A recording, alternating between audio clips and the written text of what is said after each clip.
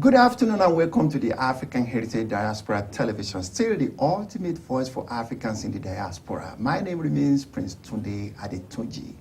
In as much as human beings exist, there will always be occurrences, issues and problems, even natural disasters. We witnessed the Katrina here in America. We witnessed the oil spill in the Gulf. We witnessed the fishes. Millions of fishes are washed at the Californian coast.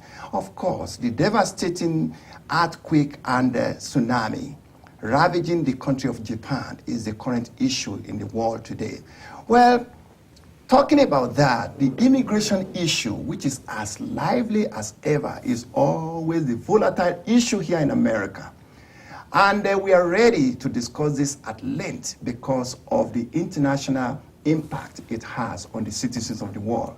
America is one of the greatest countries practicing and also endorsing diversity of culture, of people, of religion, of races. Everything here works well in America. Now with me today to discuss this issue is the #1 attorney in Georgia. The super attorney is acclaimed. His name is Charles Kuck. Charles Kuck, you are welcome to this show. Great to be here today. Thank you for having me.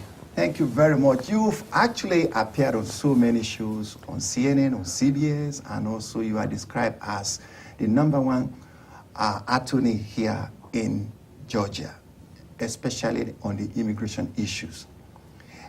Charles, we must congratulate you for doing this over the years and also for putting your best to the profession you are endowed. Well, thank you very much. It's certainly a labor of love. So we congratulate you very well. Now you are now talking to different audience, talking to the world, talking to the Africans, talking to the people in diaspora. Now the immigration issue, which is your area of expertise, you've performed, you've actually answered so many issues, you've perfected this area for years and you defended so many good laws on the immigration. Tell us how has it been over the years with you? Well, to me, it's labor of love. What I love about helping immigrants is I see that as helping America. My own grandparents are immigrants to the United States. Right. They came here in the 1920s and 1930s. I am simply a product of immigrants. Right. The entire country is a product of immigrants, particularly with the African community. It's a community that is quite large, particularly here in Georgia, but also a community we do not hear enough from. Right. We do not see the African community out there as much as the Latino community, right, or the Asian community, right, but they are just as populous and just as important. Okay. And part of my mission with this show and with the community that I work with is to encourage Africans to get out there, from whatever country they happen to be, right, to express their support for immigrants and immigrant issues here in Georgia. Right. Thank you very much for that, sending that feeler, that message, a wake-up call to the Africans. Immigration issue, as we look at it, has been one of the issues here in the United States. It has touched so many areas of human endeavor. And you just described the Hispanic community, which has been, I wouldn't say they are the victim of these immigration issues, but looking at the United States in general, as an expert in this area, what is your view with the law that has been passed and also with the situation of immigration here in America now?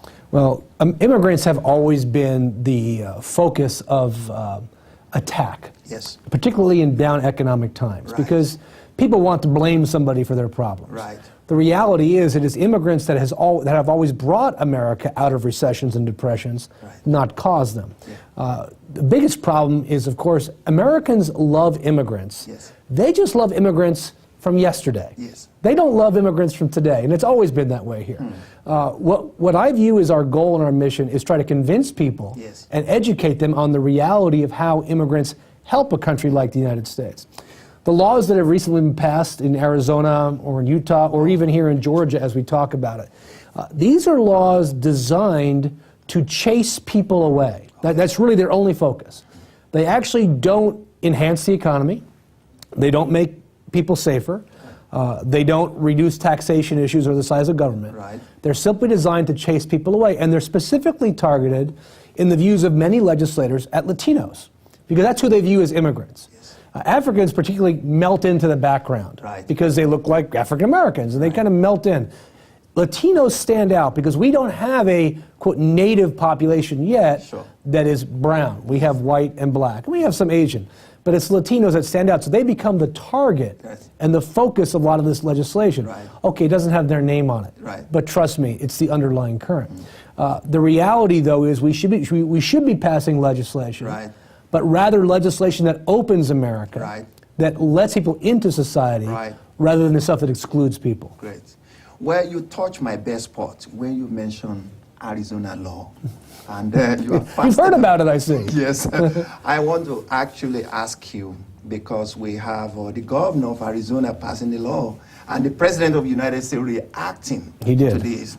And looking at this, when you look at the implication of the Arizona law, this is Georgia. And the Africans are trying to make this place the gateway of African potentials to the And United they are States. doing a successful job of it so far. That's right.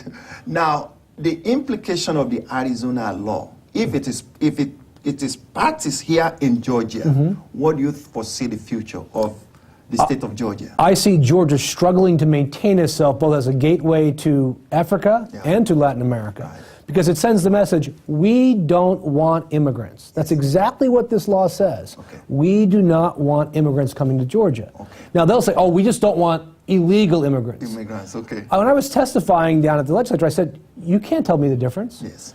We can walk on the street today and say, is that person an immigrant? Yeah. If so, are they legally illegal? You can't tell the difference. And immigrants of all types respond the same way. They're all attacked. You can attack all the people that are illegal that you want, but you're really attacking all immigrants. Yes. And that message is starting to get through. Yes. I think we have a decent possibility of stopping this legislation in Georgia, but if we don't, then frankly, I pity Georgia. I feel sorry for Georgia. It's going to be a dark day. Well, Charles Kuck, you are doing a great job. And recently you were at the Capitol to defend, and also you had Ramsey talking about the laws and also trying to perfect. And I know that law enforcing agents, once they are given the opportunity and the authority, you can never determine to what length this will go. That's the problem, isn't it? Yeah. And talking about all these laws, and also for you mentioning the truth. But the people watching this particular program very much respect this program because we really talk about the truth and the issue. What do you think the law and the bill that Ramsey is trying to defend, what are the prospects and what do you foresee? Well, here's what we're looking at. We know that Matt Ramsey's bill has passed the House Right. and has gone over to our state Senate. Right. The state Senate basically has 10 of their working days, Right. which isn't real time for you and I, Right. might be a month, to decide whether they want to pass Matt Ramsey's bill. Yeah. Even if they do, they will pass a different version of it. Yes. And that means there has to be a conference between the House and the Senate. Right. And when that House and Senate conference meets, they could literally change the bill completely. Right. They could say elephants should be brown, and that's all the bill says. Literally, it could be something crazy like that. What are the chances? I think we're going to see something. Yeah. I do.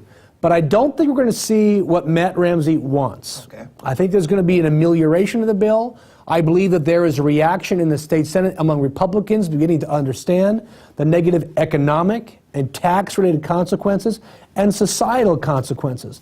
You know, one of the things you mentioned, Chief, was the issue of police officers. Yes. Well, part of this bill allows police officers, if you don't present them a certain type of ID, Right. to literally detain you Yes. while they check the immigration status. That's right. I was talking to an American the other day, and I said, what documents do you have to prove that you're an American?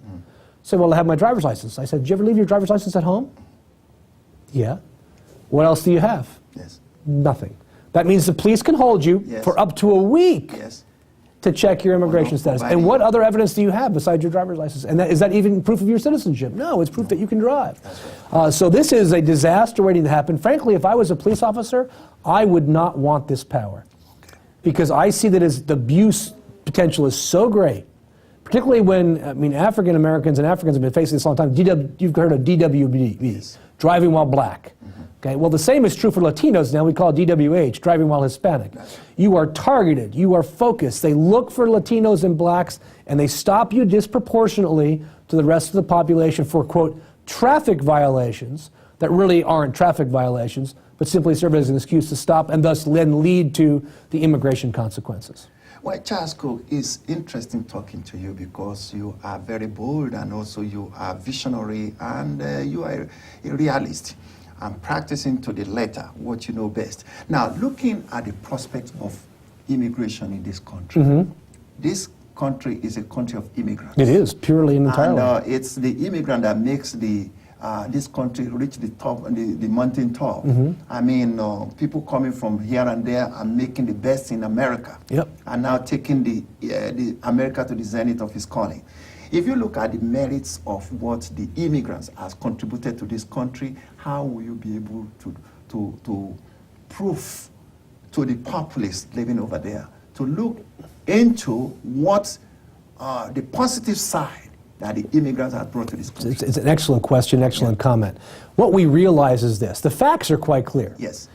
In Silicon Valley, which everybody knows is the birthplace of the web and the web businesses, yes, that 50% of the jobs created in the internet industry were created by immigrant-started and owned companies. Yes. We're talking about millions of jobs. Without immigrants, Google, Intel, yes, these companies don't exist. Yes. eBay, they just don't exist. Yes. Now here's the next question. How do we keep that type of talent coming here? Okay. Because now we're faced with the challenge. Yes. We have a rising China. Yes. So would the Chinese that are educated here, would they rather go home? Correct. Or stay here? Will the Indians rather go home Sure. or stay here? We know we are in now a worldwide competitive marketplace. In fact, just today, Yes. England announced Yes. that they are changing their immigration rules to attract investment to England Okay. from abroad by Okay. offering permanent legal status in England for certain levels of investment. We do that here in America, but we do it ineffectively. Right. We don't market it, and we make it very difficult to use. Okay. What we need to be doing is changing our legal immigration system in a way that more easily attracts foreign talent. People that graduate from our colleges and universities with bachelor's degrees or PhDs, master's degree or PhDs, Right. should basically staple a green card to their diploma and say, stay in America, use your brains and education in America. I once got in a conversation with a congressman Yes. who said, no, we want these people to go home after they get their education. I said, why? Yes. We are educating them here. Right. We're giving them opportunity. Why don't we want them to use what they've gained here? One startling statistic that we face is that more than 70% Yes. of the people obtaining master's degrees and PhDs in Yes. science, Yes. technology, engineering, and math are born outside the United States. That's They're right. foreign students. Okay. We are not creating enough homegrown talent. We don't have the capability to compete worldwide Right. with only a population of 300 million. Let people forget, well, China, you know, they're big, but they're... No, China has 1.5 billion people. Correct. India has 1.5 billion people. Yes. We have 10% of their combined population. That's right. How long can we stay on top without attracting great immigrants, particularly from Africa? So that's my question. Will Congress act? Yes, ultimately they will. Will they act anytime soon? Don't be holding your breath. Charles Kuck, you see, you touch me so much with this point you raised. Africans are looking for opportunity to bridge the gap and build the bridge between the African nations and the diaspora. And the diaspora actually consists of America. Now, the recession going on in the world today hit America badly. It did. If you are traveling now, you miss your flight, you pick up a phone call and you want to call Delta, you could hear somebody talking to you from China. Or India, right. Or Manila. Yes, that's right. Or you have an AT&T. But nobody problem. calling nobody in Kenya yet. Where are the Kenyans? They don't speak English. Why aren't they on the phone? They are outsourcing and also they are now transferring the opportunity of job outside America. Now the African says, we want to come to America. I want to bring African business to America. With the issues of this going on now, and with the immigration law and also the immigration issues, one of the perfect way is to woo some of this opportunity coming in and redeem the glory of America being the world power not only in military, but also in And economics, which is what we need to do. What will be your advice? Well, there are visas in place to already bring over businesses to the United States. Right. The key one and the most easy one being the L1 visa. Now, this visa, unfortunately, also requires that you maintain your foreign business. Sure. Many people that want to invest in America, I want to close my business back home, Right. and create the business here and then take what I earn here and bring it back home, Right. which makes the L visa difficult. One of the visas that's easier for investment doesn't exist for many African countries. Right. And this is the investment visa. This visa requires a treaty between the U.S. and the foreign country, a treaty of investment. Now, we have these for all of Europe. We have it for some of Latin America. We have it for much of Asia, although not for India and China. We have it for very few countries in Africa. Yes. We should be demanding, in fact, Africa countries should be demanding the U.S. Yes. meet with us. We want a bilateral trade agreement. Right. We want to be able to invest in your country. We want you to Right. invest here. Yeah. But who's investing in Africa right now? Who is doing it? China. China's doing it. Okay. We are literally abandoning what many would view as the most prolific continent on the planet today. The continent that has yet to emerge and exploit its full potential. It's going to happen. Emerging And markets. China's doing it. And China's doing it. Yes. China says, well, we see the gold. Right. We see the opportunity here. We're going to invest. But where would Africans rather have investment coming from? Yeah. America or China? I know the answer to that question. Charles Cook, this is good. I want to say this, that the point you make is very valid. And also, bringing America glory back needs a lot of things to be put in the right That place. it does.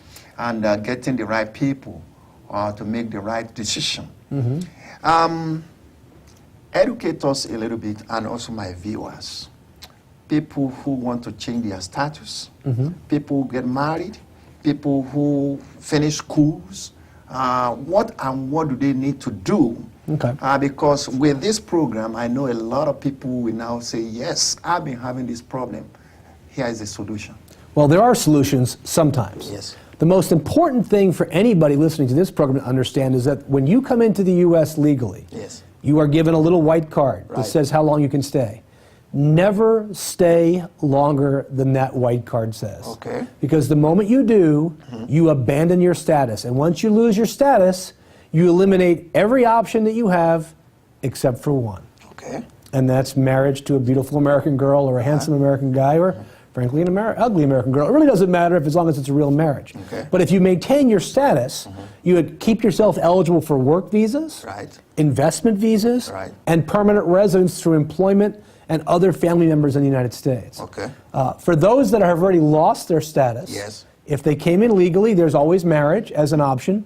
But keep in mind, immigration is very detail-oriented on marriage cases, and they send investigators out to people's houses, as many listeners will know, Good. to 5 o'clock in the morning to knock on your door to see who answers it. Right. So don't ever do a fake marriage. That's a good way to go to jail and Okay. be deported. But if it's really for love, Yes. then marriage is typically the easiest option. That's right. But if you're already married and you're currently in status, then there's lots of different employment-based options for people to follow in that path towards residence. And of course, I have to mention that there's always a lottery. Yes. The green card lottery. Yeah. Now be careful, there's a lot of fraud out there. Okay. Never pay anyone to register for the lottery. Okay. It's free. It's a free lottery. Yes. So you go online to the Department of State's website, which is travel.state.gov. Right. Registration is always in October. Winners are notified typically in April. In fact, there was a big rash of people being fraudulently notified recently. They came out with some warnings about. Of course. But apply for the lottery. If you're documented, or even if you're outside the country, that's a good way to come to America. And many Africans have come that way. Okay. Well, for those who wants to bring their family, their relatives here, And they're already legally in the United they already States. is. There are different categories of visas for people to bring their family. If somebody's a citizen, they can bring their own parents into the United States. They can bring their siblings into the United States. And they can bring their children into the United States. But for everybody besides children under 21 and parents, there's a waiting line. Okay. For example, if you wanted to bring your brother in, it's going to take about 10 to 15 years for him to come into the United States. Okay. Okay? But be grateful you're not Mexican, because the Mexicans wait about 30 years. 30 years. Or if you're Filipino, the wait's about 45 years. Oh, so Lord. at least it's only 10 years. If you're a permanent resident of the United States, you can bring your spouse or your minor children into the United States. Right.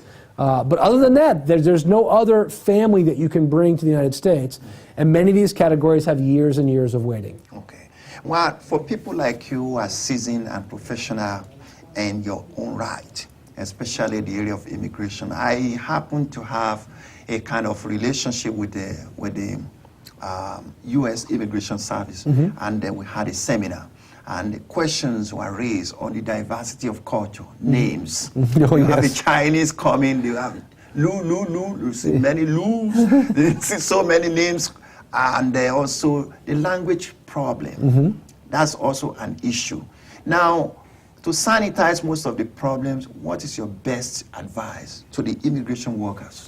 Well, the biggest thing that you can do as somebody who wants to immigrate to America or is here is to make sure you speak English. Yes. Now, Okay. keep in mind, everybody has an accent. Right. I grew up in New York. Right. I can have a New York accent if I want to. Right. I have clients from all over the world. They all speak English differently. I'm not talking about becoming a broadcaster on TV. Just be able to speak English and be able to communicate. That's right. all you have to be able to do. Okay. If you can do that, that will smooth your way towards citizenship if ultimately you become a permanent resident of the United States and want to become a citizen. Okay. The other thing to remember is this.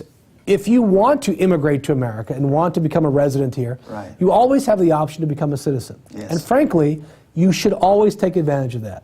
One, for the reason that the United States recognizes dual citizenship, so that you can maintain, if your own country lets you, Right. maintain your foreign citizenship. But by becoming a citizen, you can never be deported.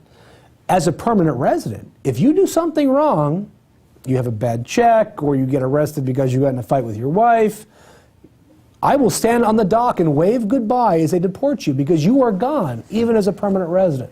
So it's so important ultimately to be fluent in language, and that's never an issue. Frankly, I've never had that issue with Africans. Okay. Even those that are French-speaking, Right. typically. English is just normal. Okay. That's a bigger issue with my Latino clients and my Right. Asian clients, but really not for the Africans. But in many ways, what I see Africans not doing is not becoming citizens Right. when they could, Okay. and getting themselves in trouble, and thus blowing all their time in the United States. Okay, that's a food for thought there, because a lot of them struggle and they didn't go into the area of normalizing their papers, and at the end of the day, they lose everything they've accomplished. It's easy to lose. Yes. It's easy to lose everything. Charles Kuck, the attorney, I would say the super attorney, as is acclaimed here in Georgia, you are an authority, and you were voted the best lawyer in America. This is not a joke. This captured my eyes immediately. I come in and I say, well, we need to look at this. Behind every successful people, there must be something that actually spur you to be the best. Resilience, dedication, commitment, and also the absolute way of perfecting and doing the thing the right way. You just mentioned the Arizona law, which you condemn totally, which I believe that no normal human being will pass that particular as the antidote for the situation. And Arizona is paying the price for that. That's law. right. They are. Now, going through your resume, you've been the past president of the American Immigration Lawyers Association, and Yes. you wrote a book. And it's been a long journey that you have It taken. has been. Tell us more of your experiences in this particular territory. Well, you know, it's very interesting. I started practicing immigration law before I even graduated from law school. Right. By taking what we call pro bono, free asylum cases. Okay. I happen to speak Spanish fluently, and I lived in Peru for a couple of years, and I began taking Central American refugee cases. Sure. Way back to the 1980s, there was kind of a war in Central America, and there was many refugees. So I started taking those cases, and I kind of got into immigration by accident. And what I love about what I do, Yes. and why I love immigration law, is because ultimately what we do is fix families. Yes. We heal generations. We create Americans. My other lawyer friends, they win lawsuits or they stop you from going to jail. But we literally change generations. That's right. And that's what I love about what I do. By writing these books on litigation, how to fight the good fight in immigration court, how to litigate in federal court on immigration issues, I'm just trying to share my experience. As the grandchild of immigrants, Right. as someone with a wonderful family, a great wife of 27 years and Correct. 4 great kids, I think everybody should be given the opportunity to do what I did. Yes. I come from very humble backgrounds. Okay. My dad owned a candy store growing up, a little tiny candy store in New York City. I grew up in a relatively poor town in upstate New York with 50 kids in my high school class. Right. I mean, I am like every other immigrant in many ways. Right. I started with nothing. Right. I was the first kid in my family to go to college. Good. I believe America offers that same opportunity to everybody. Yeah. And I want as many people as possible to enjoy that opportunity for them and their family, because what they can do as a result is they can literally change other people's lives. Yep. And that's really what America's about, is changing other people's lives, Yeah. about both here and back home. And that's the opportunity I want to give to people, and that's why I do what I do. Well, you become more successful when you help others to be successful. And if you are good to others, you are best to yourself. That's For a the great message of what I've got now, your aim is to help people fix problems and also make families stable. And without that one, nobody can achieve anything. Amen. Congratulations, Charles Kuck, for Thank this you very particular much. endeavor that you have already found yourself in, and you've amassed a lot of knowledge. And you've also make people to feel that if you have that problem, it's not insurmountable. There are solutions and getting That there are. That's why you are acclaimed to be the best lawyer in America. I endorse it, and I really appreciate it, and I feel myself very, very maybe opportune to be sitting down with you to interview you. It's my honor to be with you, Chief. But before we go, the African nations of the 54 countries, they are looking into bringing the entire African nations here to United States of America. And one of the issues is how can they build a tentacle in the diaspora, which means what is coming here is more, like putting the African nations identity, African nations economy, and African nation initiative right here in America. If that big picture is coming, looking at building the African village that will now command and bringing the economy and also making people of America to know more and learn more about Africa. People like you have a role to play. If tomorrow you are nominated to be the top person making decision in Washington, especially If I were president. making the top decision in Washington, especially in the area of immigration, what will be your message to this? Well, fixing our immigration system means accounting for the fact that we are a sovereign country. Right. We're entitled to protect our borders from bad guys. But it's very hard to protect people from bad guys if you're also trying to protect them from good guys at the same time. Yes. So I would create a multi-leveled immigration system that allowed employers in America, when they could not find qualified workers, to bring in workers from abroad, which they're doing now. They're just doing without papers. But make that easy. I would take the people that are currently here without papers, and I would give them a second chance, because I believe America is about second chances. It's always about second chances here.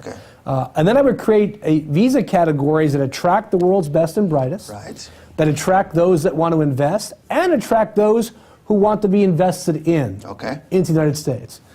We would also finalize and round that out by having a stronger family-based immigration system. One that doesn't require you to wait 20 years to come to the United States. It's a crazy system to let you do that. By making these changes, we do away with undocumented immigration. We are more securely protect our borders. And we make America the fountain, the place where people want to come to create a better life. Keep it that way for the next generation. That's what we need to do. That's what I would do. Thank you very much. You just hit the nail. If you are the President of the United States and you are able to make this decision, you will always win the votes of many people. And I want to congratulate you for voicing out. God bless America. That is the insignia that everybody looks before coming to America. And as much as God bless America, God bless the entire world. Now, viewers, learning is not confined to classroom. You can learn a lot. Here, the bundle of information you've heard from the horse's mouth. People who are professionally sound and who are dedicated to their profession. This is what this television show is all about. Giving information and making people to learn to look before you leap. And from now on, you could see that we are here to bridge the gap and build the bridge in so many ways, in so many parameters of life. And that's why we want to give credit to the people that are treading on the threshold of history in their profession. I want to congratulate you once again. Thank you very much. For doing a And great congratulations job. to you as well for what you're doing. Thank you very much. And we see you as an antidote to issues. For people who are having immigration problem, it's all over. Comes to Charles Kuck. I want to congratulate you for this Thank you. show, and I want to see you again on the next show that we'll be having. You are absolutely a trailblazer. I look forward to it. Thank you very much for watching, and good night. Thank you.